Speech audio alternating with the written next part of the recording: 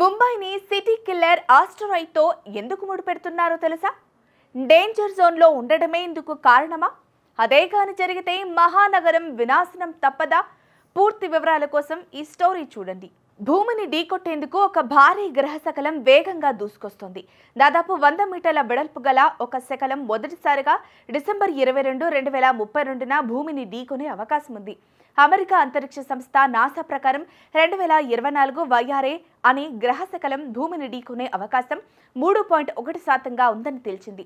గతేడాది డిసెంబర్లో ఖగోళ శాస్త్రవేత్తలు కనుగొన్న 2024 వైఆర్-4 అనే గ్రహ శకలాన్ని ఆసక్తిగా గమనిస్తున్నారు.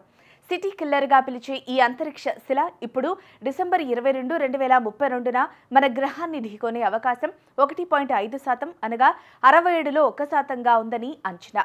గ్రహ శకలం మన గ్రహాన్ని ఢీకొట్టే అవకాశం 1% కన్నా ఎక్కువగా ఉన్నందున నాసాతో సహా ప్రపంచ వ్యాప్తంగా అంతరిక్ష సంస్థలు దాని గమనాన్ని నిశితంగా పరిశీలిస్తున్నాయి. నాసా అంచనా ప్రకారం తూర్పు పసిఫిక్ మహాసముద్రం నుంచి దక్షిణాసియా వరకు ఈ గ్రహ శకలం విస్తరించి ఉంది.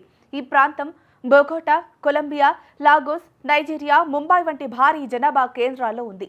గ్రహ శకలం పరిమాణం ఎంతంటే రాబోయే అంతరిక్ష శకలం చంద్రుడిని ఢీకొనే అవకాశం కూడా చాలా తక్కువ అని అంటున్నారు. ఈ గ్రహ శకలం 130 అడుగుల నుంచి 300 అడుగుల వెడల్పు ఉంటుందని అంచనా వేస్తున్నారు. అంటే ఒక పెద్ద కార్యాలయ భవనం పరిమాణంలో ఉంటుంది.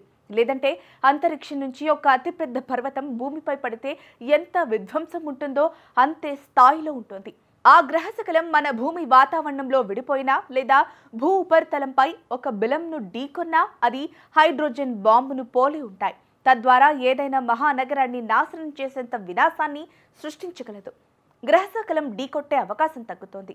కానీ ఈ గ్రహ శకలం భూమిని ఢీకొట్టే అవకాశాలు ప్రతిరోజు తగ్గుతున్నాయి. అపోఫిస్ విషయంలో జరిగినట్లుగా ఇది 0కి తగ్గుతుందని శాస్త్రవేత్తలు విశ్వసిస్తున్నారు. రాబోయే నెల నుంచి కొన్ని సంవత్సరాలలో ఏదో ఒక సమయంలో 0కి వెళుతుందని ప్లానెటరీ సొసైటీకి ప్రధాన శాస్త్రవేత్త బ్రూస్ బెట్స్ చెప్పినట్లు న్యూయార్క్ పోస్ట్ పేర్కొంది. అయినప్పటికీ ఖగోళ శాస్త్రవేత్తలు ఏ అవకాశాన్ని వదిలిపెట్టడం లేదు.